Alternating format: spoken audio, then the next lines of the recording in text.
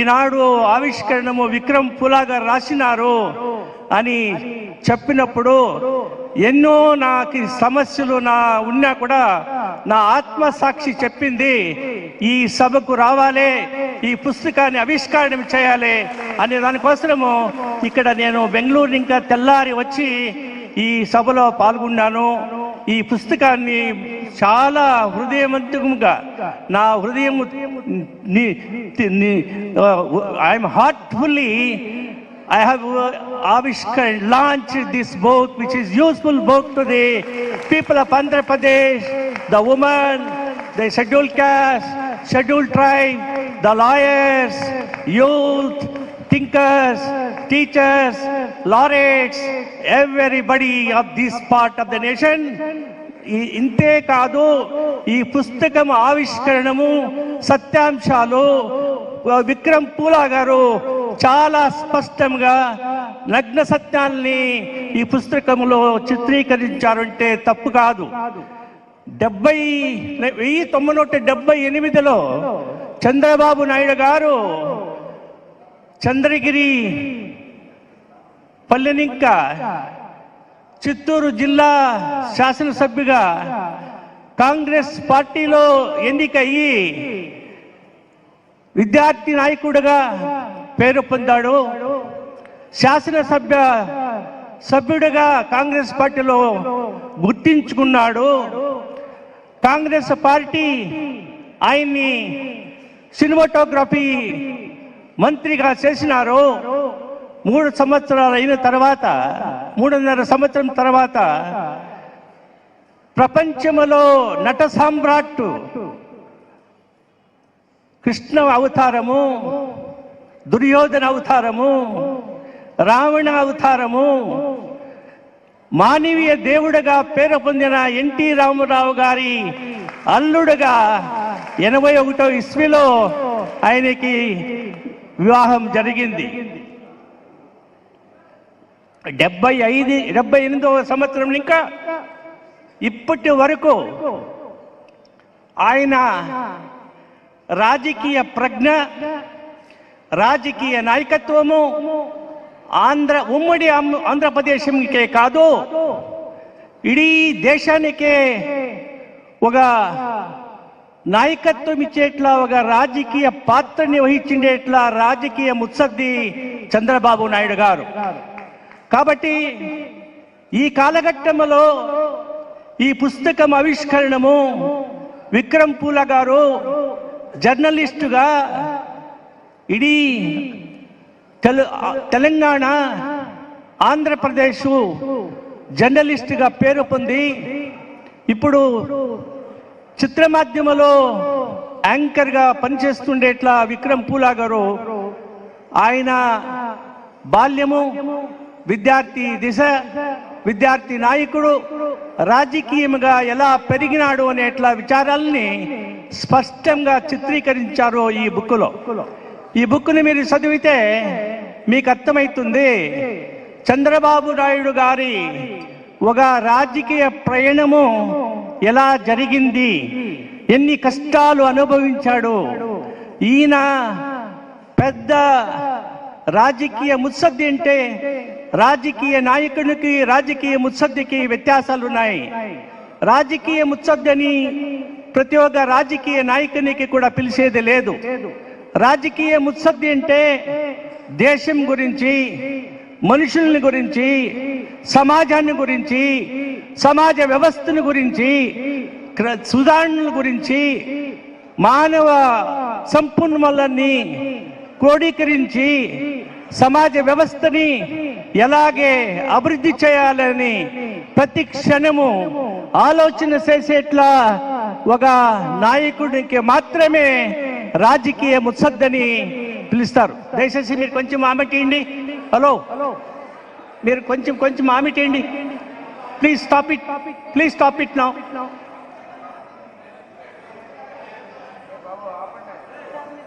Please stop it. కాబట్టి ఈ పుస్తకాన్ని ప్రతి ఒక్కరూ, ప్రతి ఒక్క ప్రజ ఆంధ్రప్రదేశంలో ఉండేవాళ్ళు ఇది చూడాలి, చదవాలి. విషయాల్ని తెలుసుకోవాలి. చంద్రబాబు నాయుడు గారు ఈ దేశం రాష్ట్రం ఈ ఉమ్మడి ఆంధ్రప్రదేశ్లో ముఖ్యమంత్రిగా ఇక్కడ విభజ్యమైన తర్వాత ఆంధ్రప్రదేశ్ ముఖ్యమంత్రిగా 2014 ఇంకా 2019 ఇస్వీ వరకు ముఖ్యమంత్రిగా పనిచేసి ఆడళితము ప్రజాన్యానికి ప్రజాతంత్రములో నమ్మకం పెట్టుకొని జనాల అభివృద్ధి కోసము, రైతుల అభివృద్ధి కోసము, యువకుల అభివృద్ధి కోసము, విద్యార్థుల అభివృద్ధి కోసము పాటుపడిండేట్ల వ్యక్తి చంద్రబాబు నాయుడు గారు. కాబట్టి ఇప్పుడు చంద్రబాబు నాయుడు గారు అంటే ఒక రాజకీయ ముత్సద్ది ఎలా అని మేము పిలాలంటే రాజకీయ వ్యవస్థని ఇడీ భారతదేశంలో ఈయన పాత్ర చాలా అమోఘమైనట్లా అనేది అనే విచారాన్ని చెప్పితే తప్పు కాదు. ఎందుకంటే 1996 ఇస్వీలో అప్పుడు పార్టీలు మెజారిటీగా లేకుండా ఉన్నప్పుడు దేవేగౌడ నా రాజ్యము ప్రధానమంత్రి అయినప్పుడు ఆయన మరియు left parties, communist party of India, communist party of Marxist వీళ్ళందరూ చేరుకొని దేవేగౌడ్ని ముఖ్యమంత్రి చేసినట్లుగా ఇది పేరు కీర్తి చంద్రబాబు నాయుడు గారికి. ఆ తర్వాత దేవేగౌడ్ గారు ప్రధానమంత్రి అయిని దిగి వచ్చినాక ఐకే గుజరాల్ని కూడా ప్రధానమంత్రి చేసినట్లుగా కీర్తి చంద్రబాబు నాయుడు గారికి. అదైన తర్వాత ఇక్కడి ఇంకా విమర్శి అక్కడ ఎన్డీఏ పార్టీకి పోయి వాజ్పేయి ప్రధానమంత్రి కూడా చేసింది కాణీపుత్రుడు చంద్రబాబు నాయుడు గారు. అంటే చంద్రబాబు నాయుడు గారు వాజ్పేయి ప్రధానమంత్రిగా ఉన్నప్పుడు ఆయన దగ్గర ఈయన పోయి ఈ దేశానికి ఇండస్ట్రియల్ రెవల్యూషన్ ఫెయిల్ అయింది, ఇన్ఫర్మేషన్ టెక్నాలజీ రెవల్యూషన్కి రావాలి, అది వస్తే నిరుద్యోగ సమస్యని ఉమ్మడి ఆంధ్రప్రదేశ్ రాష్ట్రంలో మనం సుధారణ చేయడానికి సాధ్యమవుతుంది అని చెప్పినప్పుడు వాజ్పేయి ప్రధానమంత్రి గారు వీళ్ళు ఒప్పి జస్వంత్ సింగ్ ని ఆ సమితికి చైర్మన్ గా చేసి వీళ్ళని ఉప చైర్మన్ గా చేసి పర్యటన చేసి ప్రపంచంలో అమెరికా బిల్ గేట్ క్లింటన్ ని పిలిపించి హైదరాబాద్ కి ఇన్ఫర్మేషన్ టెక్నాలజీలో క్రాంతికారకమైనట్లా మార్పుని తెచ్చిండేట్లా ఒక పెద్ద విజనరీ చంద్రబాబు నాయుడు గారు. మిత్రులారా, మీరంతా చూసినారు 3 నెలల వెనుక మాదిరి ఇన్ఫర్మేషన్ టెక్నాలజీ ఇంజనీర్లు హైదరాబాద్ నగరంలో లాల్ బహదూర్ శాస్త్రి క్రీడాంగంలో లక్షాంతర జనము చేరి వాళ్ళు మీకు మా అన్నం ఇచ్చిండే ఇట్లా చంద్రబాబు నాయుడు కష్ట పరిస్థితిలో ఉన్నాడు, జైలు వాసంలో ఉన్నారు, మీకు తోడుగా మేము ఉంటామని లక్షాంతర జనాలు ఉంది సంపాదన చేసిండేట్లా ఒక శక్తి, ఒక నాయకత్వము ఒప్పిండేట్లా అది యూతులు మీరు చూసినారు. అంటే ఈ దేశం రాజకీయ మార్పాట్లని, ప్రధానమంత్రుల్ని, రాజకీయ వ్యవస్థని చేసేట్లో ఒక సామర్థ్య గల రాజకీయ ముత్సద్ది చంద్రబాబు నాయుడు గారు. బంధువులారా, అంతే కాదు, నేను చెప్పినాను హరిజన గిరిజనులకు వాళ్ళు ఒక సామాజిక న్యాయం ఇవ్వాలి. సామాజిక న్యాయం ఏంటంటే రాజ్యాంగంలో ప్రస్తావనలో చెప్తారు, సామాజిక న్యాయము దీన దళితులకి, మహిళలకి, కార్మికులకి పొందాలి. అప్పుడు మాత్రమే సరి సమానమైనట్లా సమాజ వ్యవస్థని నిర్మాణం చేసేదానికి సాధ్యమవుతుంది అని రాజ్యాంగంలో అప్పుడు అంబేద్కర్ గారు మనకి ఇచ్చినట్ల రాజ్యాంగం 75 ఏళ్ళు వెనక ఇచ్చినట్ల రాజ్యాంగంలో చెప్పినారు. అంటే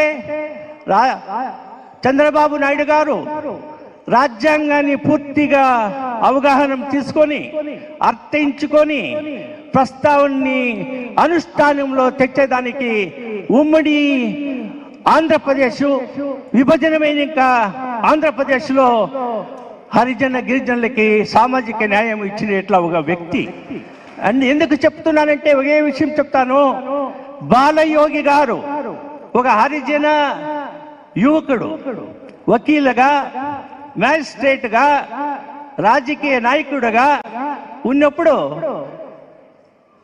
మన ప్రధానమంత్రి ఎవరు, నీ పేరు చెప్తున్నాను కదా ఇప్పుడు, ఎన్డీఏ గవర్నమెంట్లో 99లో వాళ్ళు కాలంలో 99లో ఆయన స్పీకర్గా చేసినాడు.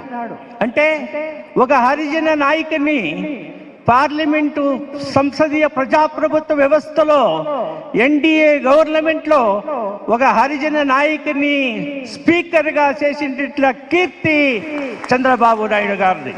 అంటే ఎలా ఆలోచన శక్తి చంద్రబాబు నాయుడుకు ఉంది అనేది మనం గమనించాలి. అంటే హరిజనులు వెయ్యాంతర వర్షాల్లో oppress and suppressed class of people, శోషణకి ఒళపడినట్ల వాళ్ళు, జాతీయ వ్యవస్థలో వాళ్ళు సామాజికంగా అన్యాయం పొందిండేవాళ్ళు. వాళ్ళని పైకి తెచ్చేదానికోసం తెస్తేనే సమాజం సుధారణ అయ్యేదానికి సమాజ వ్యవస్థ సరిపోతుంది అనేట్లా యోచన ఉండేట్లా ఒక నాయకుడు, దివ్య శక్తి ఉండేట్లా నాయకుడు చంద్రబాబు నాయుడు గారు. కాబట్టి ఈ పుస్తకంలో చాలా విషయాలు, ఇది హరిజనులు గిరిజనులు కాదు, మరి విద్యార్థి యువకులకి ఇన్ఫర్మేషన్ టెక్నాలజీ తెచ్చి బిల్ గేట్ని, బిల్ క్లింటన్ని బెంగళూరులో స్థాపన చేసేట్లా, బెంగళూరు మరియు Maharashtra financial capital city in India, Maharashtra. అప్పుడు చంద్రబాబు నాయుడు గారు చీఫ్ మినిస్టర్గా ఉన్నప్పుడు ఆయన బిల్ గేట్ పోయి బిల్ క్లింటన్ ని పిలిపించి హైదరాబాద్ లో సైబరాబాద్ అనేది ఇడీ ప్రపంచ నక్షలో గుర్తించి చేపించినట్ల ఒక ఖ్యాతి, పేరు, చరిత్ర సృష్టి చేసినట్లది చంద్రబాబు నాయుడు అనేది ఈ దేశం ప్రజలు మర్చిపోకూడదు. కాబట్టి ఈ మహాస్వాప్నికుడు అనే పేరు చాలా అర్థగర్భితంగా విక్రమ్ పూల్ గారు పెట్టినారంటే తప్పు కాదు. స్వాప్నికుడు అంటే నేను అడిగినాను ఆయన్ని, ఏమయ్యా అర్థం ఏమిటి స్వాప్నికుడు అంటే? అంటే డ్రీమర్, ఇంగ్లీష్లో అదేమంటారు, డ్రీమర్ అంటారు, డ్రీమర్ అంటారు. నేను అడిగినాను ఆయన్ని, ఏమిటయ్యా డ్రీమర్ అంటే? ఇది స్వప్నాలు